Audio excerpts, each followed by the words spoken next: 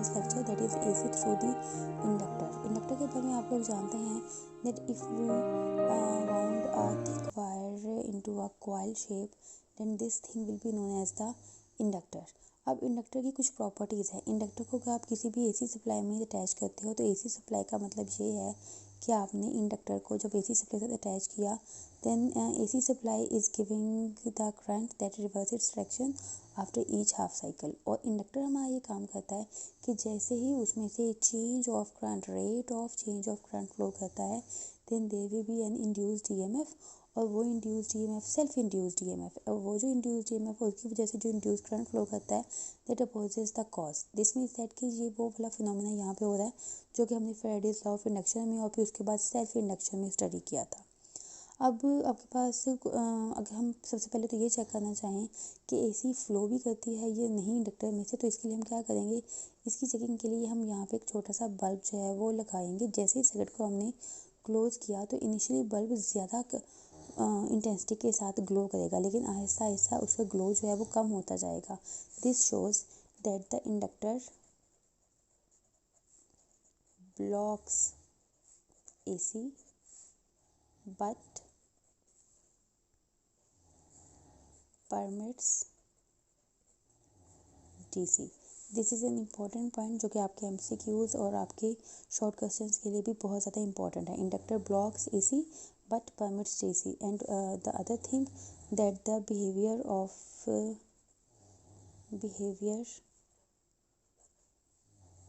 AC through inductor is opposite to that of AC through capacitor. और इस चीज़ को हम प्रूव भी करेंगे, but these are the two key points जो कि आप लोगों को याद रखना ज़रूरी है। ये आपके MCQs के लिए और आपके शॉर्ट क्वेश्चंस के लिए बहुत ज़्यादा इंपॉर्टेंट है। Now come to the point. जैसे ही हमने यहाँ पर जो है वो इंडक्टर को एक AC सोर्स के साथ लगा दिया और अपने स्विच को क्लोज़ कर दिया तो करंट फ्लो स्टार्ट होगा, और करंट फ्लो स्टार्ट की वजह से एक सेल्फ इंडक्शन का फिनोमेना यहाँ पे क्रिएट होगा। और वो जो सेल्फ इंडक्शन का फिनोमेना है वो एक सेल्फ इंड्यूस्ड EMF जो है वो इस इंडक्टर के अंदर क्रिएट कर देता है, that is equal to L del I over del D। और यही इक्वेशन हम चैप्टर नंबर 15 में सेल्फ इंडक्शन के टॉपिक में पढ़ चुके हैं। Now this I is what, this I जो है that is this I is instantaneous value of the current that can be given as I is equal to I naught sine omega t. आप इसको इससे दे सकते हैं। This means that कि ये equation आपके पास जैसे ही the resistance of this coil is almost negligible.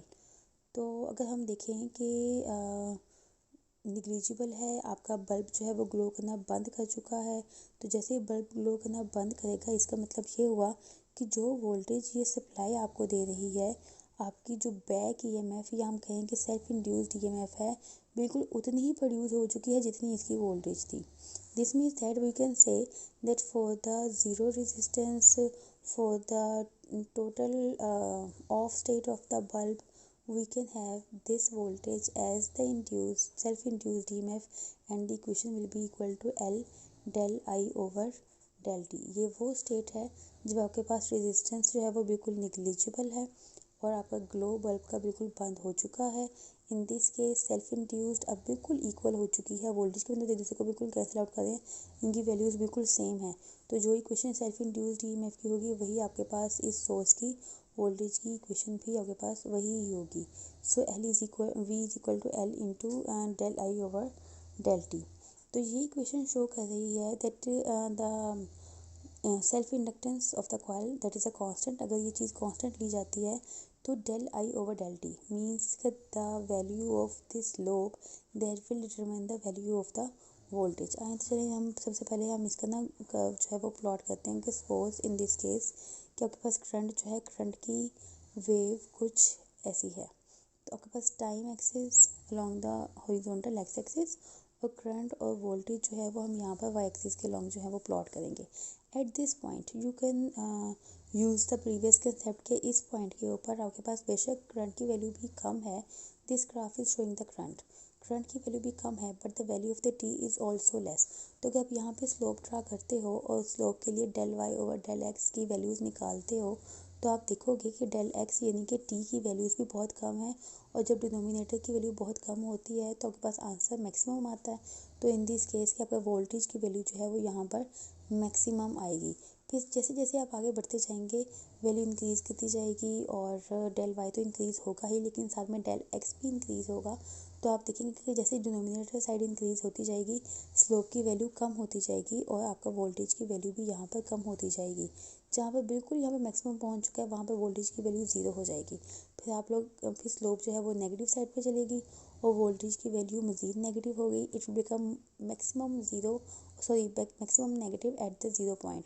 और फिर इसका ऑपोजिट बिहेवियर जो है वो शुरू हो जाएगा और इस तरीके से आप इस ग्राफ को जो है इस कर्व को प्लॉट कर सकते हैं। This is the curve for the voltage. आप देख सकते हैं when the current is starting from the 0 degree at this point the voltage is starting from the 90 degree. तो अगर आप इसके लिए एक फेजर डायग्राम प्लॉट करना चाहें तो current will be drawn along the horizontal side because current will be taken as the reference. Why? Because it is starting from the zero angle, और जब ये जीरो एंगल से शुरू हो रहा था तो वोल्टेज 90 पे था। दिस मीन्स दैट के वोल्टेज को आप यहाँ पे प्लॉट करोगे this will be the voltage, और आप क्लियरली देख सकते हो कि the angle between the voltage and the current is 90 degree. इसको सिंप्लीफाई करने के लिए हम ऐसे भी कर सकते हैं that in inductor voltage leads current by 90 degree. अब इसमें और कैपेसिटर में देखें फ़र्क कि वहाँ पर करंट लीड कर रहा था वोल्टेज से और यहाँ पर वोल्टेज लीड कर रही है करंट से। That's why I said that behaviour of the AC through the inductor is opposite to that of the AC through the capacitor. बिल्कुल ऑपोजिट बिहेवियर होता है, करंट वहाँ पर लीड करता है और यहाँ पर लैग कर रहा होता है। अब now next comes to the point कि हमने जो कैपेसिटर वाले सर्किट में भी एसी थ्रू कैपेसिटर में भी हमने डिस्कस किया था कि ये आपके पास एसी सर्किट कंपोनेंट्स हैं। जब भी कोई भी सर्किट कंपोनेंट किसी भी सर्किट में लगता है then that provide some load, वो कुछ करंट कंज्यूम कर रहा होता है, कुछ वोल्टेज ड्रॉप कर रहा होता है। This means that provide some opposition to the flow of the current. Resistor के केस में उसको रेजिस्टेंस बोला जाता है, कैपेसिटर के केस में उसको कैपेसिटिव रिएक्टेंस बोला जाता है, तो इंडक्टर के केस में हम उसको बोलेंगे इंडक्टिव रिएक्टेंस। बिल्कुल वैसे ही अकॉर्डिंग टू ओम्स लॉ जैसे V is equal to I R होता है और R is equal to V over I होगा, बिल्कुल वैसे ही R is for the resistor and XL is इनके capacitive reactance is for the inductor. तो यहाँ पे R की जगह पे XL, V की जगह पर VRMS और I की जगह पर आपके पास IRMS आ जाएगा। This means that the inductive reactance is the ratio of the effective values of the voltage and current और the RMS values of the voltage and current. तो ये एक फॉर्म है कि अगर आपके पास VRMS और IRMS डाटा में अवेलेबल हैं तो आप इंडक्टिव रिएक्टेंस निकाल सकते हैं। But if these are not available but you just know the self inductance and the frequency of the AC supply, then again XL can be found out by using the formula 2 pi f L. L is the self inductance and F is the frequency of the AC supply. Now from this is the second equation, आप इस तरीके से भी inductive reactance को find out कर सकते हैं। The choice of the equation is depending upon the available data.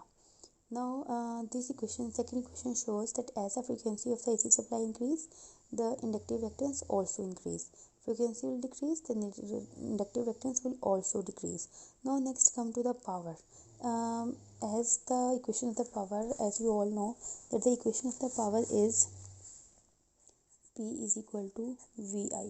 We can simply make it as VI cos theta, because in the case if the V and I are in the same sense, in the same direction, then cos theta doesn't matter. We'll put just zero angle in case of the theta and cos 0 is equal to 1, so answer will be same. So cos theta is not making any difference. But in case of the inductor, we have seen from the phasor diagram that the current and voltage they are making an angle of 90 degree with each other. तो इस case में जैसे ही आप यहाँ पर cos 90 put करेंगे it will be cos 90 and cos 90 degree will be equal to 0, so everything will be equal to 0. This power P is equal to 0 shows that the power dissipation is 0, कि जब भी current यहाँ से पास होता है तो कोई पावर लॉस नहीं होती। जो आपका इंडक्टर है ये कोई पावर कंज्यूम नहीं करता, क्योंकि ये कोई पावर कंज्यूम नहीं कर रहा होता इस वजह से कुछ सर्किट्स में हम इसको एसी को कंट्रोल करने के लिए भी इस्तेमाल करते हैं। और एक ऐसा कॉइल जिसकी बिल्कुल कोई पावर कंजप्शन नहीं होती है, that is also known as the choke. अगर हम चोक को देखेंगे, चोक क्या है? Choke is an inductor whose power consumption is zero, और वो किस लिए इस्तेमाल होती है? एसी करंट को कंट्रोल करने के लिए। Okay students, till next lecture, अल्लाह हाफिज़।